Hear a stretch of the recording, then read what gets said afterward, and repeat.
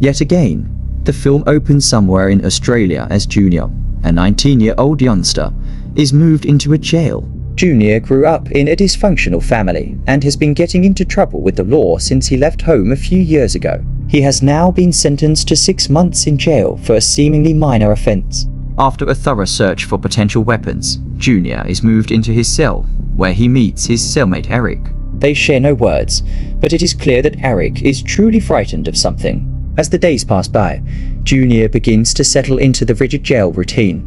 He often sees Brendan Lynch, a notorious armed robber, playing chess during break time. Brendan also notices the teenager staring at him a few times, but initiates no conversation. Nevertheless, Brendan seems to be in regular contact with a businessman named Sam through the jail's phone. Although the two appear to be playing chess over the phone, they are secretly concocting a much deeper game plan. One evening during midday break, Junior passes by Brendan as he's playing chess. The teenager sees a chance for a checkmate that the notorious criminal hasn't seen yet and warns him about the move. Although Brendan is impressed with Junior's sharp mind, he threatens him to respect personal boundaries.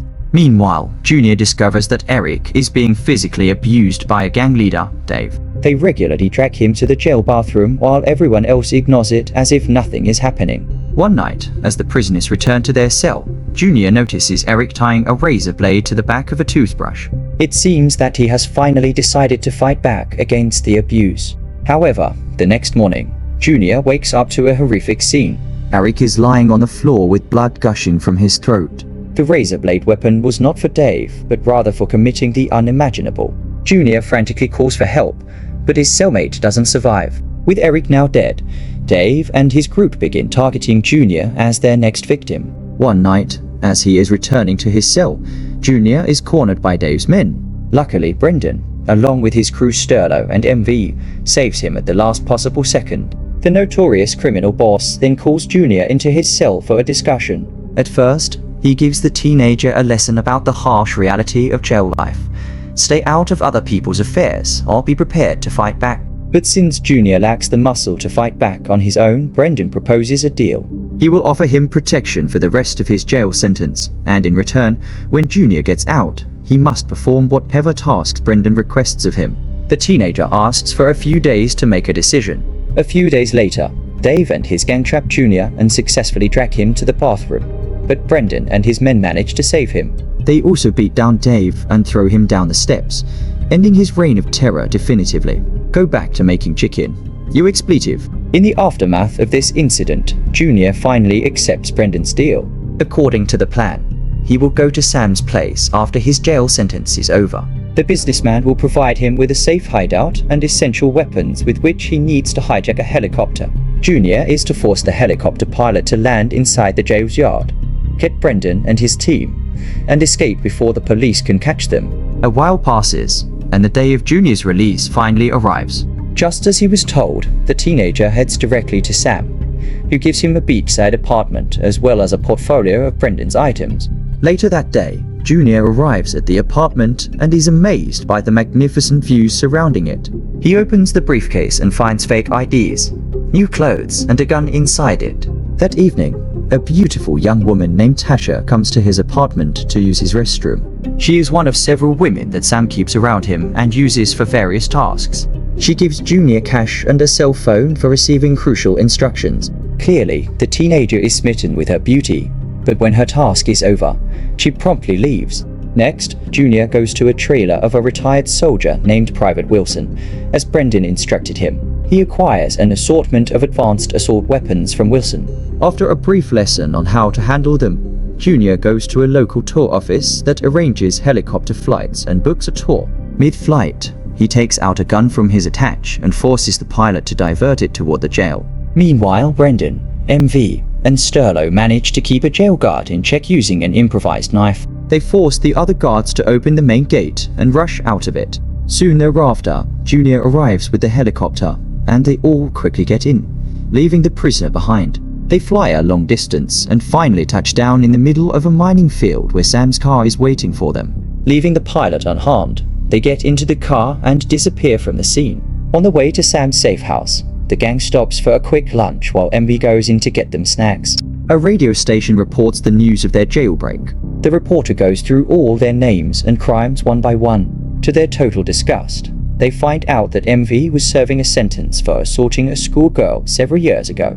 Sterlo and Brendan feel betrayed and enraged as MV had hidden this fact from them. So when he returns to the car, Brendan brutally beats him and throws his unconscious body by the roadside. The remaining trio then drives away and soon reaches Sam's beachside apartment. Although Sterlo absolutely loves the luxurious design, Brendan points out that they would be vulnerable in case of an attack because the apartment is open from all sides. They then travel to Sam's mansion, where they become informed about their assignment. To everyone's shock, the task involves stealing 6 blocks of pure gold directly from a mine on the outskirts of Galgole. Sam has already arranged security passes to the mine, where they can pose as electricians to enter inside. If they succeed, he will pay a whopping $2 million to each of them. With such a massive reward, Brendan accepts the plan and starts preparing for the heist. Later that day at Sam's house, Junior spots Tasha. He follows her outside to the pool and tries talking to her. But Sam's hot-headed nephew Josh shows up and pushes him into the water. Junior, who doesn't know how to swim, starts struggling and gasping for breath. But Tasha comes to his rescue and pulls him out of the water. The two men then start arguing, only to be separated by Brendan. Later, as an embarrassed Junior strolls through the streets, Tasha arrives in her car and invites him to a Chinese restaurant. During dinner, he wonders why she stays with someone old like Sam when she seems to have enough money on her own. In response, she shares a story about what happened to the last girl who tried to run away. She was hunted down and killed. The next morning, Brendan expresses his anger about the previous night's incident involving Junior and Josh. As a perfectionist, he scolds Junior for allowing a woman to distract him from the task at hand. Sometime thereafter, they move to another refuge organized by Sam, a somewhat discreet spot deep in the suburbs of Curly. From there, Brendan and Junior travel to the gold mine, scoping out the area and making plans for their heist. The scene then cuts to the day of the heist, where the entire group, including Josh, enters the mine disguised as normal-looking electricians. Outside, Brendan's friend and local race car driver Steve waits in an escape vehicle, keeping an eye out for any potential police presence. As assigned, Junior climbs inside the mine's ventilation system and creeps into the room where the unrefined gold is processed into solid bars. He unexpectedly descends from the ventilation duct and holds everyone hostage at gunpoint, preventing the workers from sounding the panic alarm and paving the way for the rest of the crew to slip in undetected. Once inside, Brendan takes the lead and forces 2 employees to begin the process of transforming the flowing liquid gold into solid bars. Just as everything is going smoothly, Josh panics and ends up shooting a worker in the leg. An irate Brendan teaches him a lesson by hitting him hard upside the head, but the damage has already been done. Soon after, Steve alerts them of approaching police sirens. Along with the rest of the team, they load 6 bars of gold and start their exit plan. Disguised as the workers, they manage to reach the outer perimeter of the mine without any issues. They then use the hostages as shields and escape the mine in their getaway vehicle. But several police cars start pursuing them, continuously firing at their car. As the gang escapes the outskirts of Curly, a bullet tears through Sterlo's midsection, seriously injuring him. After an intense chase, Steve finally manages to outsmart the police, causing several chasing police cars to crash into each other. At this point, Sterlo realizes that he won't make it. With his final breath, he asks that his share of the stolen gold be given to his daughter. That's stupid. How's a kid going to manage gold bars? The group is devastated by his loss, but has no choice but to move on. Later, they hide their vehicle inside a truck and head towards their safe house. But Sam instructs them to dispose of the vehicle first and eliminate any evidence. Thus, Brendan and Junior drive the vehicle to a remote location, light it on fire with Sterlo's body still inside, and then push it off a cliff. While returning to their safe house, Junior gets a message from Tasha warning that Sam has betrayed them. This alarms the pair, so they discreetly visit a grave where Brendan has stashed some money. They realize that Sam will convert the gold into cash in Melbourne, so they pack their bags and get on a train to the same city. On the train, Junior reunites with Tasha, and the two end up hooking up in the bathroom. It's as hot as it is unsanitary. After reaching Melbourne, they find a cheap inn to stay in so as not to attract any unwanted attention. However, Brendan is not supportive of the burgeoning romance between them.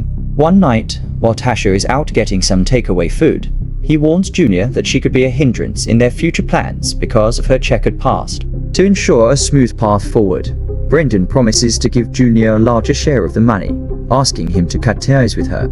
Unfortunately, Tasha overhears this exchange and is deeply hurt. She runs off in frustration, but Junior chases her, frantically trying to explain his side of the story. Tasha, however, warns Junior that once the job is done, Brendan could leave him just like he proposed doing with her. Meanwhile, one of Sam's assassins, Wayne, finds the inn and confronts Brendan inside. He points his gun at him and announces that Sam has put a price on his head. However, Brendan manipulates the situation by convincing Wayne that Sam has played him too. He then requests his help and promises to reward him with a larger sum of money. Hearing this, the greedy Wayne quickly accepts the offer.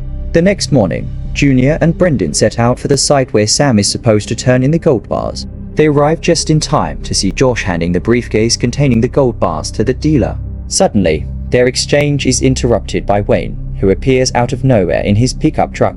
He charges at them at full speed and slams his truck into Josh's vehicle, killing several men in the process. Brendan seizes the opportunity to take out the remaining men and retrieve the briefcase. With the first part of their mission accomplished, Junior and Brendan head towards Sam's place as they have a score to settle with him. After arriving there, Brendan wastes no time and shoots Sam twice in the stomach, thus ending their rivalry. In the aftermath, Brendan and Junior find a hotel to spend the night. While Brendan hides the briefcase of gold under the bed, Junior comes up with an excuse to head outside and sends the hotel's location and room key to Tasha. The two then buy a boat for themselves, hoping to leave the country for good. The next morning, Brendan and Junior set off in their boat. However, just as Tasha had warned, Brendan betrays the teenager, offering him only a small cut of the gold. But after spending months with a professional criminal like Brendan, Junior has learned a few tricks of his own. He had already anticipated this betrayal, so he boldly reveals that he had given the hotel's location to Tasha. She then took the gold bars, replaced them with worthless stones, and hid the real ones elsewhere.